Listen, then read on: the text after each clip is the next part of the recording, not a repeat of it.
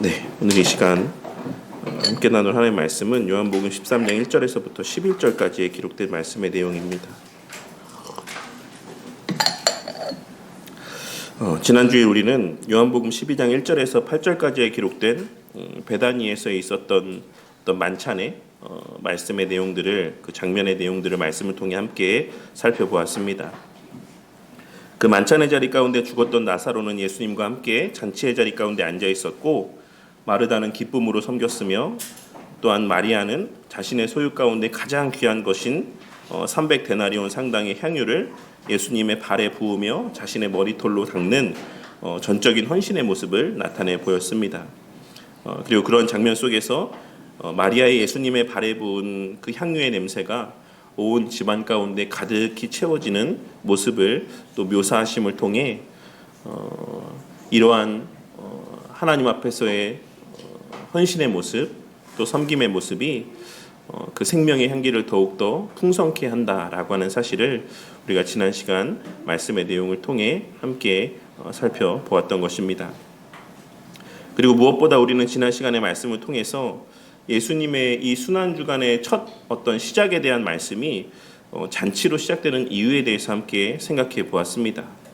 이러한 말씀들을 통해서 결국 예수님의 성육신과 십자가에서의 형벌 대속적 죽으심의 그 궁극의 목적은 우리를 나사로와 같이 죽음 가운데서 건져내어 하나님과 함께 교제하며 잔치를 누리는 자로 만드시기 위함 가운데 있고, 또 마르다와 같이 기쁨으로 섬기는 자가 되게 하여 주심에 있는 것이며, 마리아와 같이 전심으로 겸손한 사랑이 전제된 헌신의 삶을 회복해 하시는 데 있다라는 사실을 우리는 이러한 말씀들의 내용을 통해서 함께 살펴보았던 것입니다.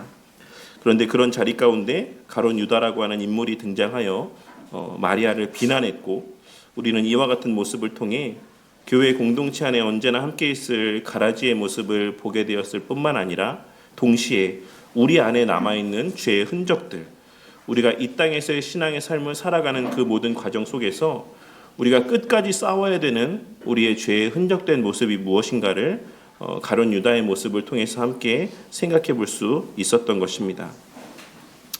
그런데 우리는 이러한 말씀의 내용들 가운데 요한 사도가 이 요한복음 가운데서 나타내 보이고 있는 어떤 좀 묘사의 기법, 이런 것들을 보게 됩니다. 무엇이냐면 요한복음에서는 요한 사도가 늘 앞부분에 그 뒤에 있을 일들에 대해서 선취적으로 혹은 예표적으로 먼저 그 사실들을 나타내 보여주는 이런 방식들을 사용하는 것을 보게 됩니다.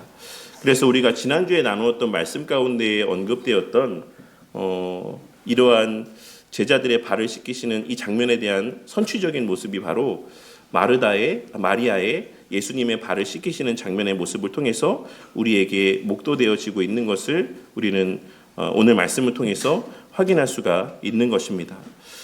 그런 맥락에서 오늘의 말씀은 무엇을 우리 가운데 말씀하고 있는 것이다라고 할 수가 있겠습니까? 결국 그 마리아의 향유를 부음과 예수님의 발을 닦는 사건을 통해서 그 이후에 묘사되고 있는 그 향유의 냄새가 온 집안에 가득히 풍겨나는 모습을 우리가 지난 말씀을 통해 살펴보았듯이, 오늘 말씀에서의 예수님께서 나타내 보이시는 이 만찬과 또한 제자들의 발을 씻기시는 사건은 이어지는 너희 서로의 발을 씻어주라 라고 하는 말씀을 통해서 알 수 있듯이, 결국 그 사랑의 향기, 생명의 향기는 이와 같은 서로의 발을 씻어주는 모습을 통해서 교회 공동체 가운데, 하나님 나라 가운데 더욱 풍성히 누려지고 만끽되어질 것이다라는 사실을 오늘 말씀을 통해서 말씀하고 있으실 것이다라는 사실을 우리가 앞전에 기록된 말씀의 어떤 표현의 내용들을 통해서 좀 짐작해 볼 수가 있는 것입니다. 오늘 본문의 말씀은 앞서 있었던 그러한 베다니의 만찬 이후에 예수님께서 잡히시기 전날 밤에 제자들과 함께 나누신 최후의 만찬의 자리에서 있었던 일들을 기록하고 있습니다.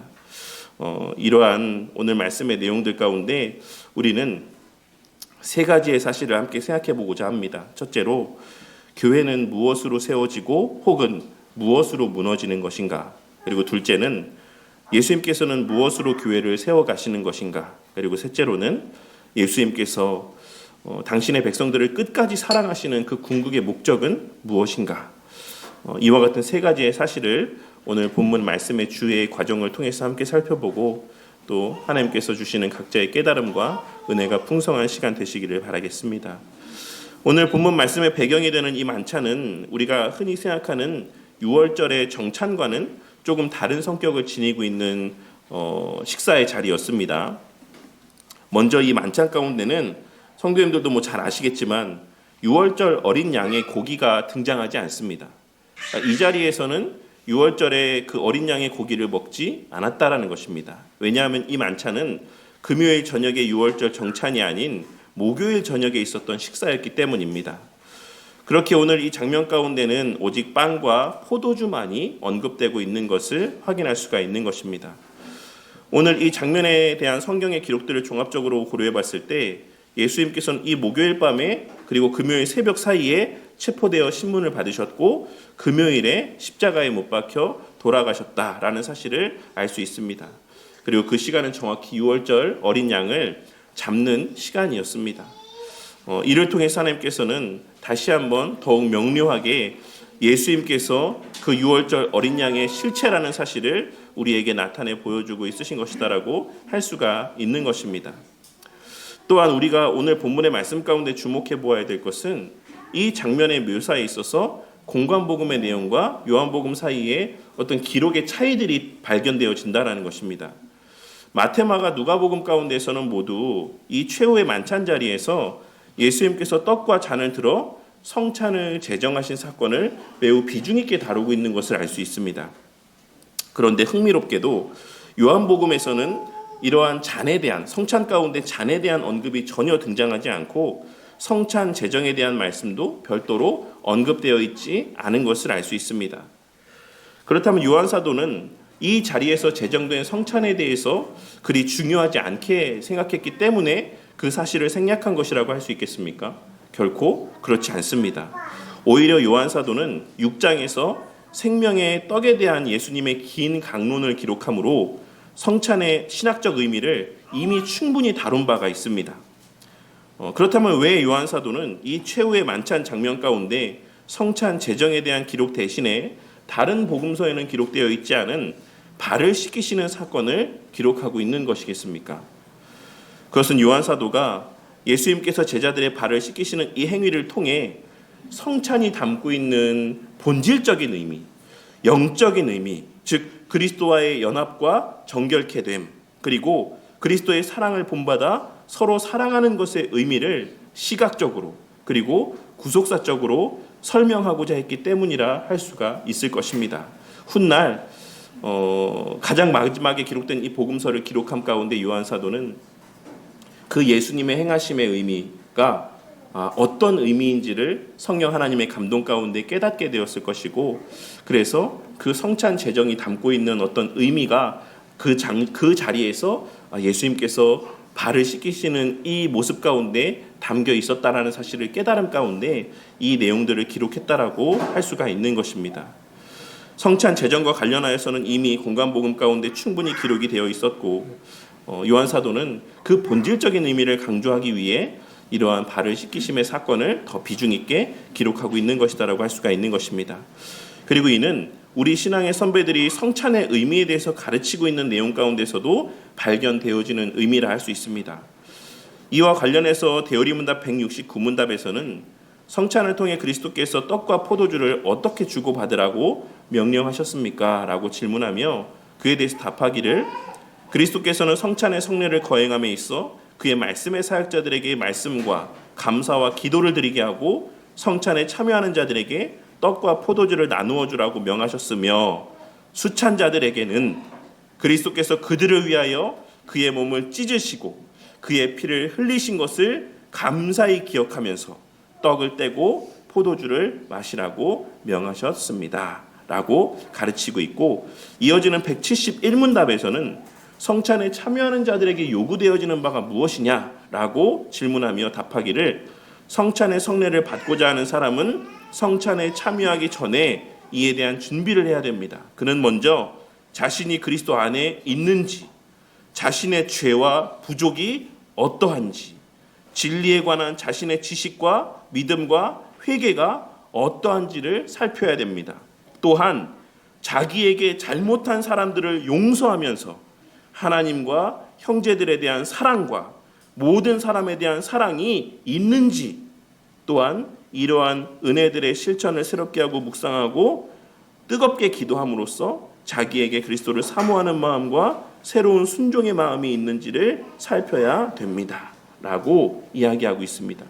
이 두 문답의 내용 가운데 그 수찬자들에게 요구되어지는 모습들 속에서 우리는 오늘 말씀에서의 예수님의 제자들의 발을 씻기시는 사건이 담고 있는 의미와 더 나아가서 이후에 내가 너희들을 위해서 이것은 본을 보인 것이다.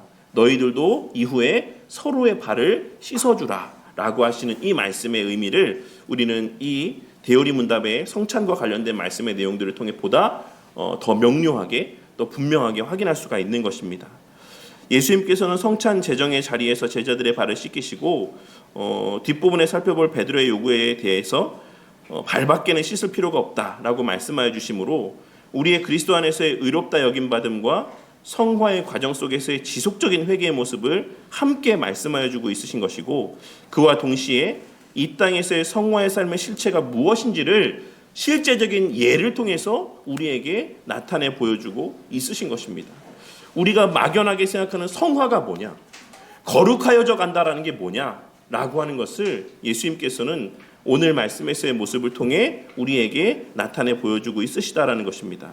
그 사실을 17절의 말씀에서 예수님의 말씀하신 그들의 발을 씻으신 후에 옷을 입으시고 다시 앉아 그들에게 이르시되 내가 너희에게 행한 것을 너희가 아느냐, 너희가 나를 선생이라 또는 주라 하니 너희 말이 옳도다. 내가 그러하다.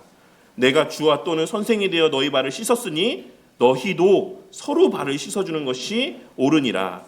내가 너희에게 행한 것 같이 너희도 행하게 하려 하여서 본을 보였노라. 내가 진실로 진실로 너희에게 이르노니 종이 주인보다 크지 못하고 보냄을 받은 자가 보낸 자보다 크지 못하나니 너희가 이것을 알고 행하면 복이 있으리라. 이 말씀을 통해서 예수님의 이러한 의도와 목적이 무엇이었는지를 우리는 확인할 수가 있는 것입니다. 그리고 그런 맥락에서 우리 믿음의 선배들은 앞서 살펴본 대오리 문답 171문답에서 성찬에 앞서 가져야 될 준비에 대해서 말씀하며 자기에게 잘못한 사람들을 용서하면서 하나님과 형제들에 대한 사랑과 모든 사람에 대한 사랑이 나의 마음 가운데 자리하고 있는지를 살피는 것이 성찬에 참여함에 있어 우선적으로 선행되어야 한다라는 사실을 고백하고 있는 것입니다. 다시 본문의 말씀으로 돌아와서 오늘 본문 말씀 가운데 요한 사도는 특별히 세 가지의 대상을 좀 대조적으로 묘사하고 있는 것을 알 수 있습니다. 첫째는 예수님의 손이고, 둘째는 제자들의 발이고, 셋째는 유다의 마음입니다.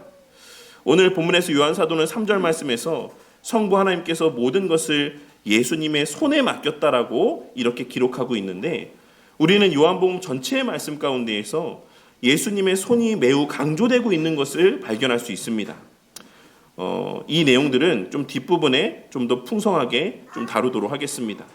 그리고 그와 동시에 마귀가 가룟 유다의 마음 가운데 악한 생각을 넣은 것이 의미하는 바가 무엇인지를 우리는 살펴볼 수가 있어야지만 되는데, 이를 통해서 요한 사도는 교회는 무엇으로 세워지고 무엇으로 무너지는지, 그리고 예수님께서는 무엇으로 당신의 교회를 세우시는지를 우리는 이러한 말씀들의 의미를 통해서 깨달을 수가 있는 것입니다. 그 가운데 먼저 교회는 무엇으로 세워지고 무엇으로 무너지는가에 대한 내용을 좀 먼저 생각해 보는 시간을 갖고자 합니다. 오늘 본문 말씀 3절을 보시면 다음과 같이 기록이 되어 있습니다. 예수께서 아버지께서 모든 것을 자기 손에 맡기신 것과 자기가 하나님께로부터 오셨다가 하나님께로 돌아가실 것을 아시고, 요한 사도의 이 기록은 예수님의 정체성과 예수님의 사명을 명확하게 보여주고 있습니다. 예수님은 하나님께로부터 오신 분이며 하나님께로 다시 돌아가실 분이십니다.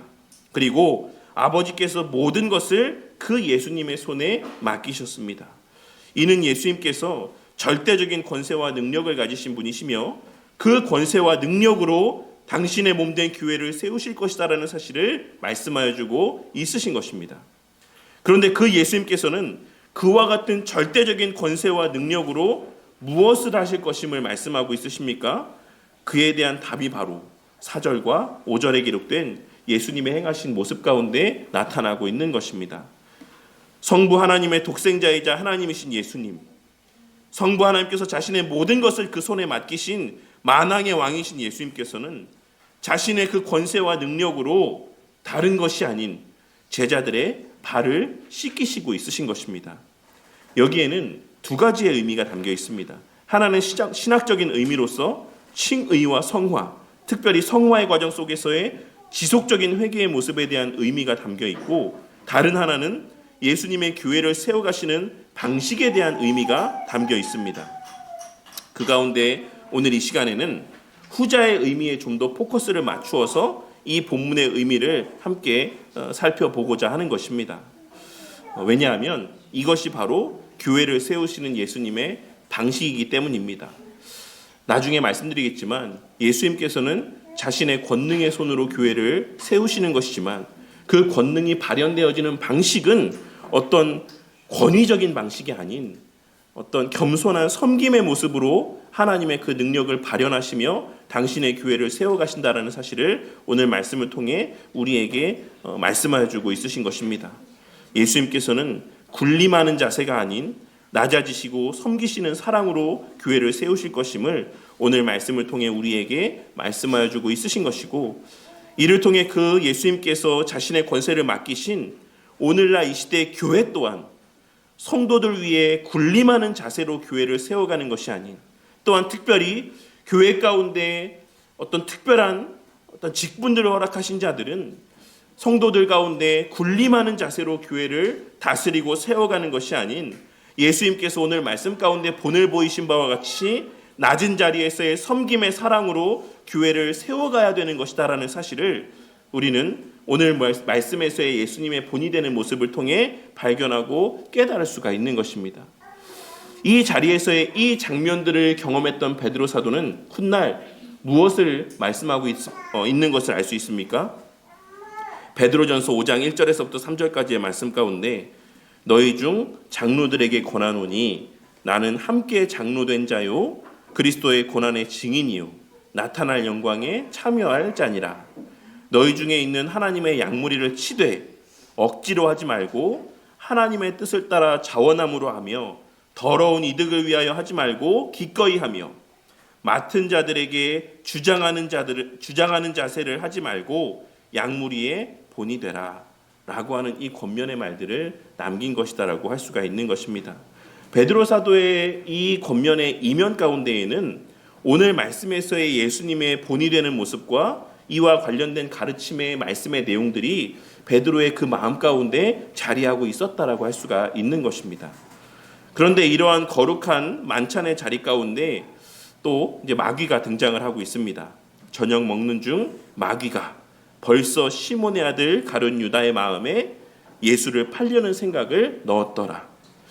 여기서 우리는 요한복음 6장 70절의 말씀을 떠올리게 됩니다. 예수께서 대답하시되 내가 너희 12를 택하지 아니하였느냐 그러나 너희 중에 한 사람은 마귀니라 하시니.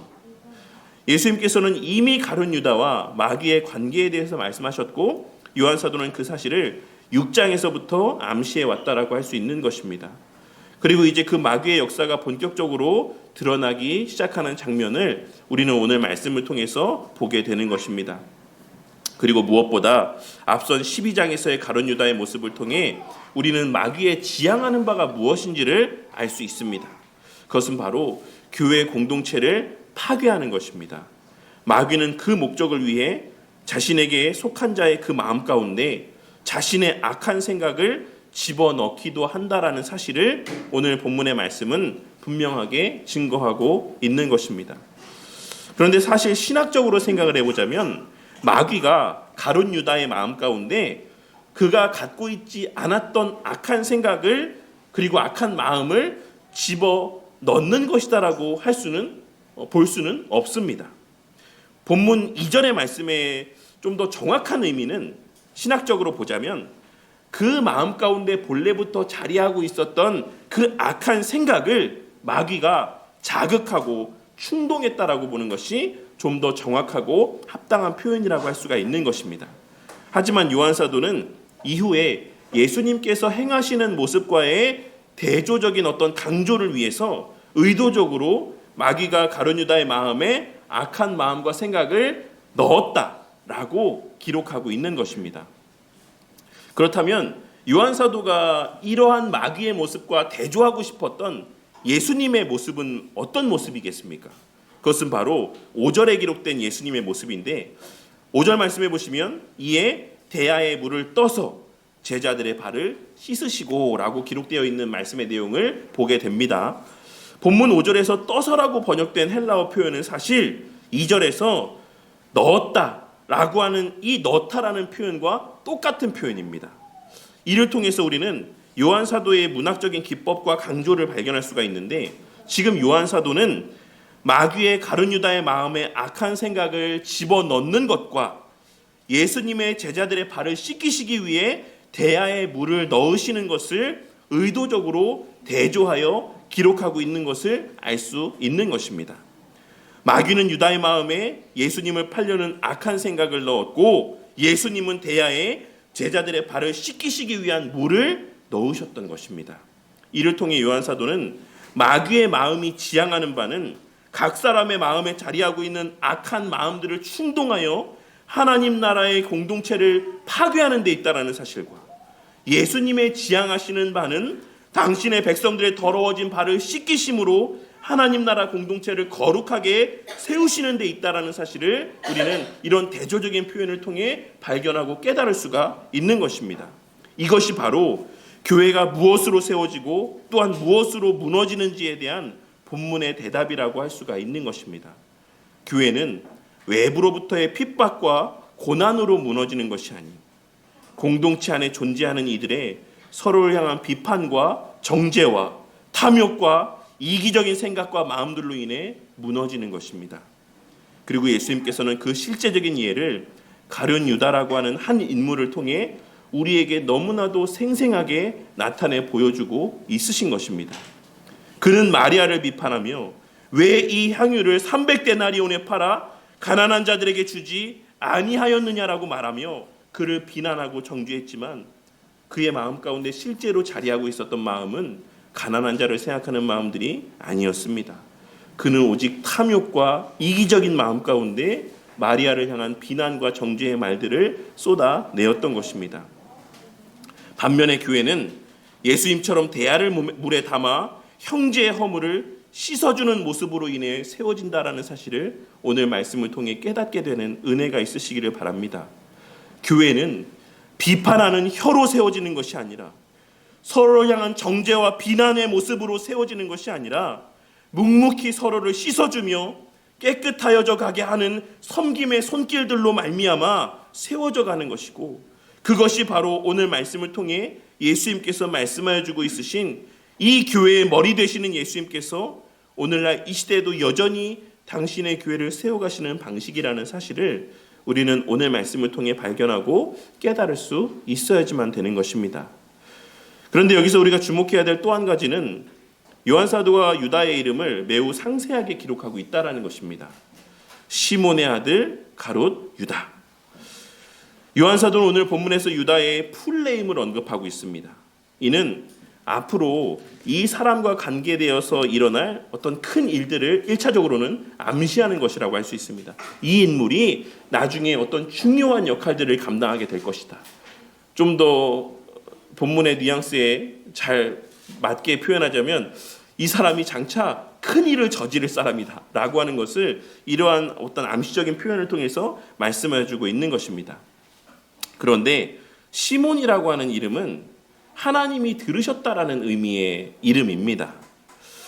이 당시에 사실 베드로도 시몬이죠. 그래서 시몬이라는 이름은 매우 흔했던 이름으로서 좀 여담으로 말씀드리자면 이 당시에 길거리에서 시몬 하고 부르면 최소 몇 사람 정도는 한꺼번에 뒤를 돌아볼 만큼 이 시몬이라는 이름은 매우 흔한 이름이었다라고 합니다. 그리고 이 의미는 무엇이겠습니까? 당시에 시몬이라는 이름이 흔했었다라는 사실은 많은 사람들이 이 시몬이라는 이름이 담고 있는 의미를 또 선호하고 또 좋아했다라는 것을 의미한다라고도 할 수가 있죠. 이 시몬이라는 이름은 무엇보다 그가 시몬의 아들이었다라는 이 표현은 그가 혈통적으로 하나님의 백성의 무리 가운데 속한 자였다라는 사실을 우리에게 말해줍니다. 그리고 이어지는 가룟이라고 하는 이 이름에 대해서는 크게 두 가지 해석이 존재하는데 그냥 듣고 그냥 상식으로만 알고 계시면 됩니다. 하나는 이 사람이 가룟 출신의 사람이다라고 하는 것을 의미하는 어떤 의미다라고 해석하는 견해가 있습니다. 이쉬 가룟이라고 하는 가룟이라는 지방의 출신의 사람이야, 유다야라고 하는 의미로 이렇게 불렀다라고 보는 해석이 있고, 또 다른 하나는 시카리옷이라고 하는 이름, 이것이 어떤 별칭과 같이 유다의 별칭이다라고 보는 견해도 있습니다. 시카리옷은 오늘날 시카리오가 암살자라는 의미거든요. 그러니까 이 시카리옷이라는 의미는 당시에 되게 열심당원과 같은 사람들, 그러니까 우리나라로 치면 독립운동하는 분들이죠. 이 당시에 로마로부터의 유다 독립을 위해서 그와 같은 어떤 테러나 암살이나 이런 일들을 했던 그러한 출신의 사람이다, 열성분자와 같은 사람이다 라는 것을 나타내 보여주는 어떤 그런 이름의 의미다라고 보는 견해도 있습니다. 이 중에 어느 쪽이 맞든지 간에 중요한 것은 요한 사도가 유다의 이름을 이렇게 상세하게 기록한 것은 이 사람이 앞으로 얼마나 중요한 역할을 하게 될 것인지를 강조하기 위함이라는 것입니다. 그런데 여기서 우리는 또 하나 중요한 사실을 생각해 볼 수 있는데, 그것은 앞서 말씀드렸던 내용과 같이 그가 그런 혈통적인 유대인 가운데 태어났다라고 할지라도 그것이 그의 구원을 보장해 주지는 않았다라는 사실을 우리는 그의 이름에 대한 상세한 묘사를 통해 좀 생각해 볼 수 있어야지만 된다라고 생각합니다. 그는 구약의 이스라엘 백성 가운데 속한 자였습니다. 오늘날 우리에게 적용하자면 교회라는 이런 외적인 언약 공동체 가운데서 태어나고 자란 자였다라고 할 수가 있는 것입니다. 그리고 그가 가룟 출신이었다라고 한다면 가룟은 유다 지파에 속한 유다 지역 그 남부에 속한 어떤 지역 출신이라는 것을 의미하는 것으로 그가 유다 지파 사람이었을 가능성이 높다라고 할 수 있습니다. 그리고 만일 그가 시카리옷 출신이었다라고 한다면 그는 매우 열성적인 독립운동가 출신이었다라고도 할 수가 있는 것입니다. 어느 쪽으로 보든지 간에 그는 혈통적으로도 유대인이었고 매우 열심히 있는 유대인이었다라는 사실을 우리가 이러한 그의 이름에 대한 상세한 묘사를 통해 확인해 볼 수가 있는 것입니다. 하지만 그의 그러한 모든 조건들도 그의 그리스도께 속함의 조건이 되지 못했습니다. 오히려 그는 예수님을 파는 자, 예수님을 정면으로 대적하는 자였으며 하나님 나라 공동체를 파괴하는 자였습니다. 이를 통해 우리는 언약의 가정에서 나게 하신 자들의 회심케 하실 것을 확신함으로 우리가 그것을 당연히 여김으로 인해 그러한 회심의 수단으로 사용하시는 은혜의 방편들의 가치를 무시하는 것이 아닌 하나님께서 회심케 하실 것을 확신한다라고 한다면 우리는 그 회심을 위해 사용하시는 은혜의 방편들을 믿음으로 부지런히 선용하며 회심의 은혜를 그 자녀가 실제로 누리고 만끽하기를 간절히 사모하는 마음이 있어야지만 된다는 사실을 오늘 본문의 말씀 가운데 함께 우리는 추가적으로 생각해 볼 수 있을 것이다라고 생각합니다. 다시 본문의 말씀으로 돌아와서 오늘 말씀에서 우리가 생각해 볼 수 있는 또 한 가지 사실은 예수님께서 무엇으로 당신의 교회를 세우시는가입니다. 앞서 잠깐 언급했던 것처럼 요한복음에서 예수님의 손은 매우 중요한 신학적인 의미를 담고 있습니다. 요한복음 3장 35절 말씀에서는 아버지께서 아들을 사랑하사 만물을 다 그의 손에 주셨으니 라고 말씀합니다. 여기서 말하는 예수님의 손은 만물을 주관하시는 손, 절대자의 손, 통치자의 손을 의미합니다. 그리고 앞서 우리가 예전에 살펴봤던 요한복음 10장 28절에서는 내가 그들에게 영생을 주노니 영원히 멸망하지 아니할 것이요 또 그들을 내 손에서 빼앗을 자가 없느니라 라고 말씀을 하심을 통하여서 그 예수님의 손은 절대 보존의 손이라는 사실을 말씀하여 주고 있으시다라는 사실 또한 알 수 있습니다. 한 번 예수님의 손에 붙들린 자는 그 누구도 빼앗아갈 수 없다라는 사실을 말씀하여 주고 있는 것입니다. 그런데 오늘 본문 요한복음 13장 5절에서는 그 만물을 주관하시고 성도를 보존하시는 전능하신 손이 제자들의 발을 씻기고 있으시다라고 말씀하고 있는 것입니다. 그 손으로 제자들의 더러운 발을 잡고 씻기십니다. 이는 예수님의 극치의 겸손과 낮아지심의 모습을 보여주는 모습입니다. 그리고 더 나아가 이 손은 곧 희생의 손, 죽음의 손이 될 것입니다. 이 손은 십자가에 못 박혀 찢기심으로 우리의 죄를 대속하는 손으로 이후에 묘사되어지고 있는 것입니다. 오늘 말씀을 통해 우리는 가장 높으신 분의 손이 가장 낮은 자의 발에 닿는 장면을 보게 됩니다. 가장 영광스러운 분의 손이 가장 비천한 자의 발에 닿고 있는 장면을 보게 됩니다. 이것이 바로 성육신의 신비이며 십자가의 도인 것입니다. 예수님께서는 앞서도 말씀드렸던 것처럼 군림하는 손이 아니라 낮아지심의 손, 희생의 손, 섬김의 손으로 당신의 교회를 세우실 것임을 오늘 말씀을 통해 분명하게 말씀하여 주고 있으신 것입니다. 그리고 그와 동시에 그 예수님의 전능의 손, 보존하심의 손으로 당신의 주권적인 능력 가운데 교회를 보호하고 세워가실 것임을 우리는 3절에 기록된 아버지께서 모든 것을 자기 손에 맡기셨다라는 말씀을 통해 깨달을 수가 있는 것입니다.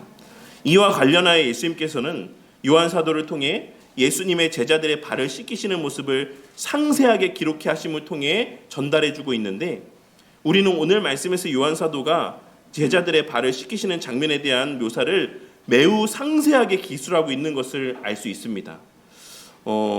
이에 대해서 이제 조병수 교수님이 수업 시간에 말씀하시기를, 요한이 그냥 예수님께서 제자들의 발을 씻기셨다라고만 표현하면 되는데 왜 이렇게 일어나셔서 겉옷을 벗으시고 수건을 가져다가 허리에 두르시고 대야의 물을 뜨시고 이렇게 상세하게 기록했을까에 대해서 이야기하시면서 자신의 예전에 101장 때 얘기를 하시더라고요. 몇 장을 채워야 되는데 이제 그냥 표현하면은 너무 분량이 작으니까 내가 먹었다가 아니라 내가 너무나도 탐스럽게 보이는 무엇을 이렇게 이 말을 엄청 늘려갖고 이렇게 그 분량을 채우기 위해서 이렇게 기록한 적을 얘기하시면서, 그러면 오늘 말씀에서 요한이 어떤 요한복음의 그 분량을 채우기 위해서 예수님의 이 장면을 이렇게 세세하게 기록했을까라고 질문을 하셨었습니다. 그러면서 당연히 그렇지 않았을 것이다. 왜냐하면 성경의 모든 표현, 모든 말씀 가운데에는 특별한 의미들이 담겨져 있기 때문에 그렇다라고 말씀하시면서 우리는 이러한 모습을 통해서 이 장면을 마치 슬로우 모션과도 같이 보게 된다라고 이렇게 설명을 하셨습니다. 요한 사도의 의도한 바는 이 예수님의 나타내 보이시는 장면이 담고 있는 의미를 최대한 천천히 상세하게 풍성하게 드러내 보여주기 위해서 이와 같이 예수님의 모습들을 구분 지어서 상세하게 표현하고 있다라고 할 수가 있는 것입니다. 자리에서 일어나셔서 겉옷을 벗으시고 수건을 가져오셔서 그 수건을 허리에 두르시고 대야에 물을 담으셔서 제자들을 발을 씻기시는 이러한 모습들을 그와 같이 말씀해 주고 있으신 것이고, 그 발을 수건으로 닦으시기까지 그 시작부터의 마침까지의 모습을 그와 같은 목적에서 상세하게 기록하고 있다라고 할 수 있는 것입니다. 그리고 우리는 이러한 상세한 묘사 가운데서 무엇을 떠올리게 되냐면 창세기 22장에서의 장면을 떠올리게 됩니다. 아브라함이 이삭을 번제로 드리기까지의 과정이 오늘 말씀에서와 같이 매우 세밀하게 묘사되어 있는 것을 우리는 창세기 22장의 말씀을 통해 보게 되는 것입니다. 제가 그 내용을 간략하게만 말씀드리자면, 아침에 일찍 일어나서 나무를 쪼개고 나귀에 지우고 두 종과 함께 가고 이삭에게 나무를 지우고 불과 칼을 들고 제단을 쌓고 나무를 벌려놓고 이삭을 결박하여 제단나무 위에 놓고 손을 내밀어 칼을 잡는 그 일련의 과정들의 어떤 대한 모습들, 상세한 묘사들이 오늘 말씀에서와 같이 슬로우 모션과 같이 묘사되고 있는 것을 우리는 확인할 수가 있는 것입니다.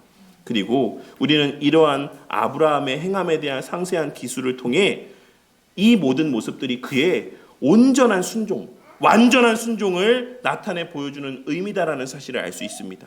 그리고 그런 맥락에서 오늘 본문 말씀에서의 요한 사도가 예수님의 행동을 이와 같이 세밀하게 묘사하고 있는 것은 예수님께서 당신의 제자들, 백성들을 사랑하심이 1절에 기록된 말씀에서와 같이 끝까지 사랑하시는 사랑하심이라는 사실을 이러한 모습들을 통해 나타내 보여주고 있다라고 할 수가 있는 것입니다.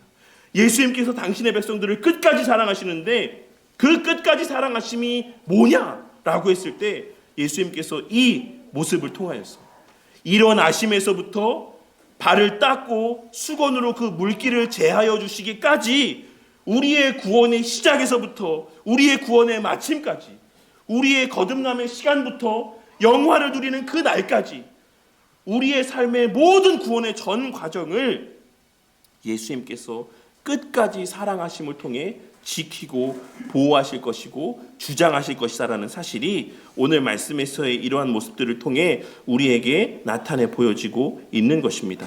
그리고 이를 통해 우리는 예수님의 당신의 백성들을 향한 사랑은 감정적인 사랑이 아니라는 사실과 일시적인 사랑이 아니라는 사실, 이것은 실제적이고 영원한 사랑이라는 사실을 깨닫게 됩니다.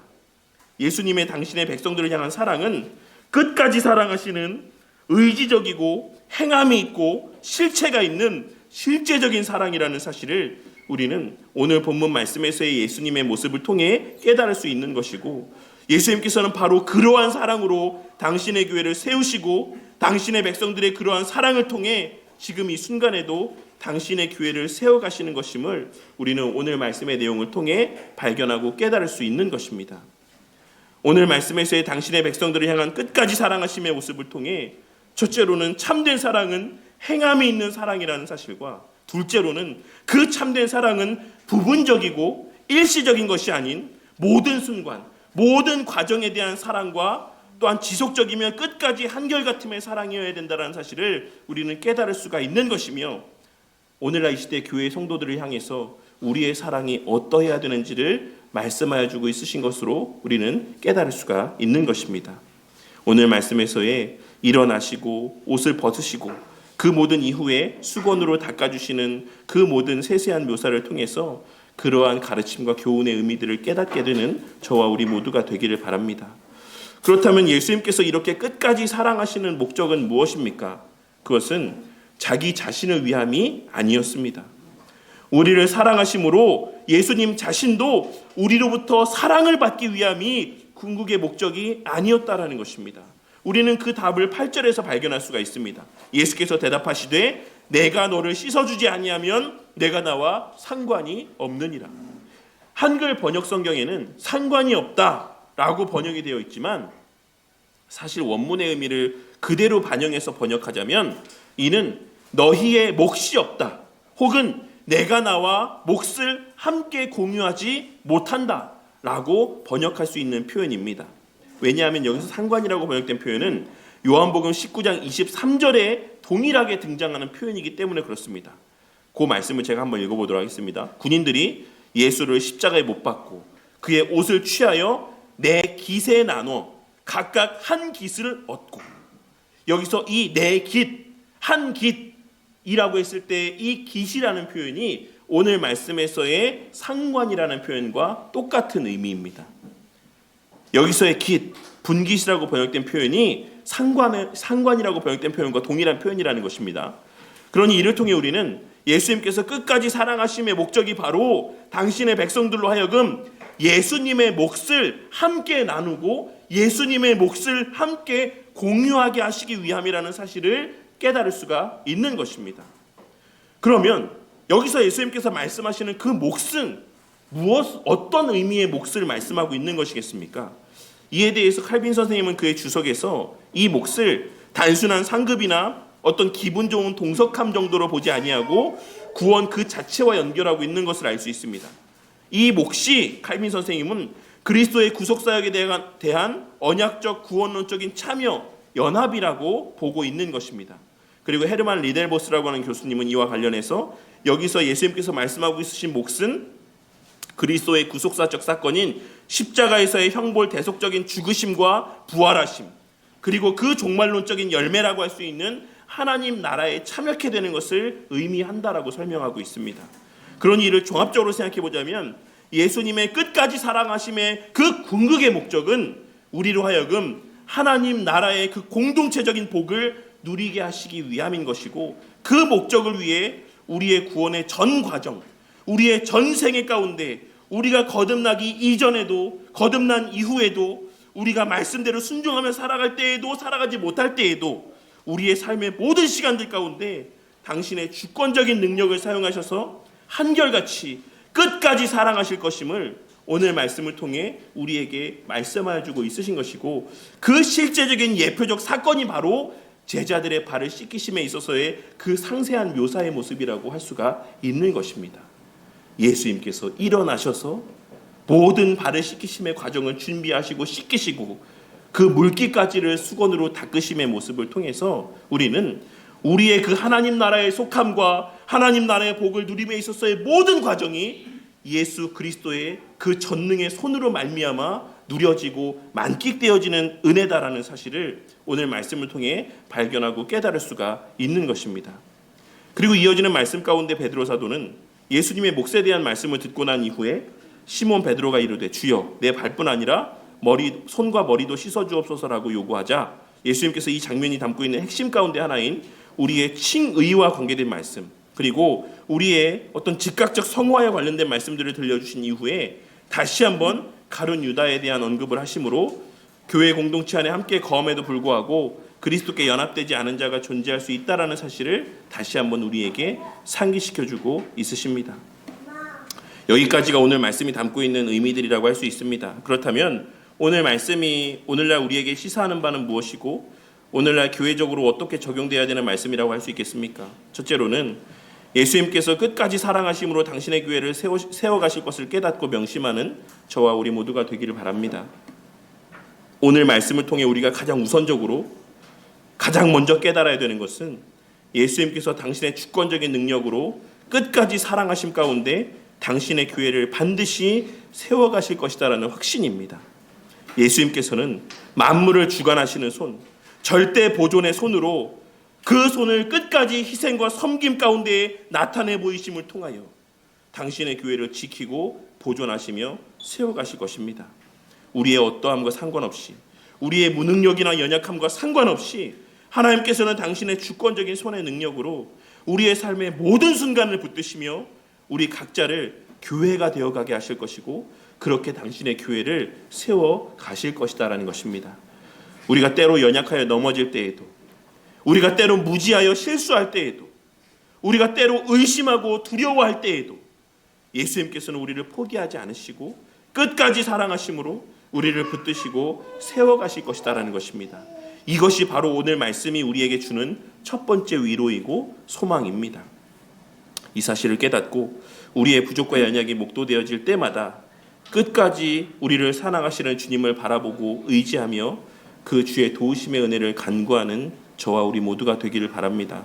둘째로 그 사랑하심을 당신의 교회 공동체를 통해 발현하게 하심으로 교회를 세워가실 것이다라는 사실을 우리는 오늘 말씀을 통해 발견하고 깨달을 수 있습니다. 우리는 오늘 말씀을 통해 또 한 가지 중요한 사실을 발견할 수가 있는데, 그것은 예수님께서 당신의 교회를 세워가시는 방식이 바로 당신의 교회 공동체를 통해서라는 것입니다. 예수님께서는 12절에 기록된 말씀에서와 같이 자신의 행하심이 제자들에게 본이 되게 하시기 위함이라고 말씀해 주셨습니다. 이는 예수님께서 당신의 그 사랑을 당신의 교회 공동체를 통해서 발현하게 하심으로 교회를 세워가실 것임을 말씀하고 있는 것입니다.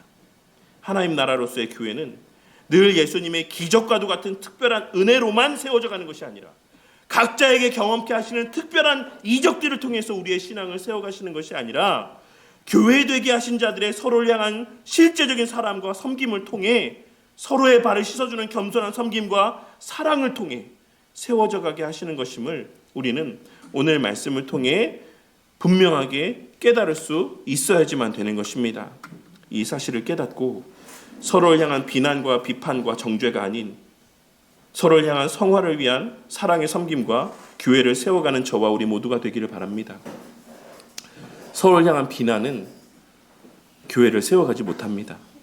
우리는 교회를 생각해서 더 나은 교회의 모습을 바라보며 누군가를 정죄하고 비난의 말들을 내뱉는다라고 이야기하지만, 우리의 마음이 정말로 그러하다면, 우리의 마음이 정말로 교회를 세워가는 것에 있다라고 한다면, 우리의 비난과 비판과 정죄의 말들은 교회를 결코 세우지 못한다라는 사실을 오늘 말씀을 통해 분명하게 깨닫게 되는 은혜가 있으시기를 바랍니다.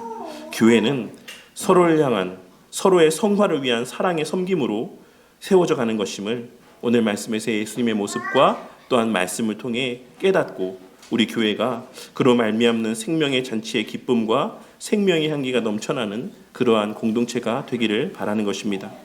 마지막 셋째로, 그와 동시에 우리의 서로를 향한 모든 사랑과 섬김의 궁극의 목적이 무엇인가를 우리는 그 과정 가운데 놓치지 말아야지만 될 것입니다.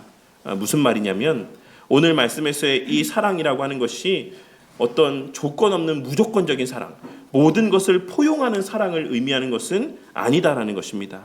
왜냐하면 오늘 말씀에서의 이 예수님의 섬김의 궁극의 목적은 그리스도와의 연합 가운데 하나님 나라의 복을 누리게 하기 위함이기 때문입니다.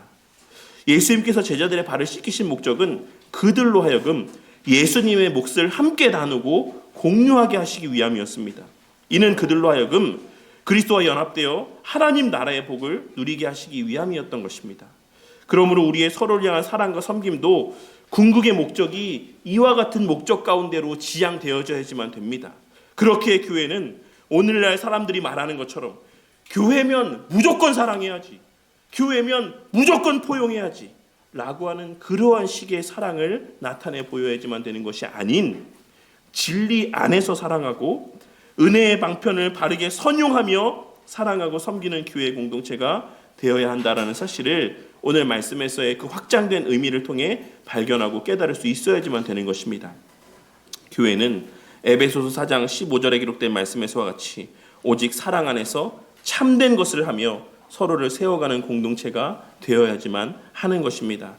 이 사실을 깨닫고 형제의 죄를 여기저기 떠벌리고 다니지 않되, 그것을 비난하고 정죄하지 않되, 그가 진리에서 벗어나는 것을 보고 침묵하거나 그 죄 가운데 머물러 있도록 방치하는 것이 아닌 진리 안에서 섬기고 진심 어린 사랑으로 권면하는 교회가 되어 그 하나님 나라의 복을 더욱 충만하고도 온전히 누리는 우리 바른교회 공동체가 되기를 바랍니다.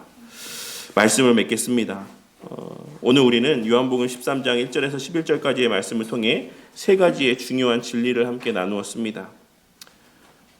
교회는 무엇으로 세워지고 무엇으로 무너지는가? 교회는 비판과 정죄와 탐욕의 생각을 마음에 담는 것으로 인해 무너지는 것이고, 예수님처럼 대야에 물을 담아 형제의 허물을 씻어주는 자들로 인해 세워지는 것입니다. 이 사실을 명심하는 저와 우리 모두가 되기를 바랍니다. 둘째로, 예수님은 무엇으로 교회를 세우시는지를 다시 한번 깨닫고 명심하는 저와 우리 모두가 되기를 바랍니다. 예수님께서는 만물을 주관하시는 손, 절대 보존의 손으로 교회를 세우시되, 그 손은 낮아지심의 손, 겸손의 손, 희생의 손이었습니다. 예수님의 사랑은 끝까지 사랑하시는 의지적이고 실체적이며 행함이 있는 사랑이었습니다. 이 사실을 깨닫고 한계와 부족과 연약을 목독해 될 때마다 낙심치 말고 그 예수님의 손을 의지하고 그 능력을 바라보며 예수님의 도우심의 은혜를 간구함 가운데 교회를 세워가는 저와 우리 모두가 되길 바랍니다.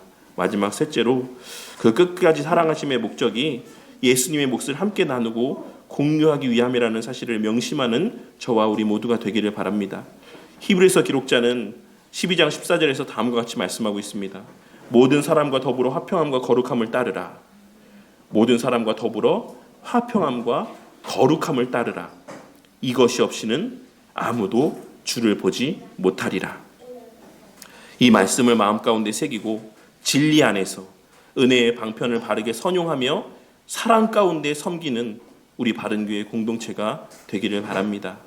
오늘 이 시간 자기 사람들을 사랑하시되 끝까지 사랑하시니라라는 이 말씀의 의미를 마음에 새기고 앞으로의 신앙의 여정 속에서 예수님의 우리를 향한 끝없는 사랑을 서로의 발을 씻겨주며 하나님 나라의 복을 더욱 충만히 누리게 하심의 은혜 가운데 실제로 누리고 만끽하는 우리 바른교회 공동체가 되기를, 그렇게 우리 바른교회가 예수님의 성취하신 은혜의 분깃을 날이 갈수록 더욱 충만히 누리고 만끽하며 생명의 향기가 넘쳐나는 교회의 공동체가 되기를 주님의 이름으로 간절히 축원합니다.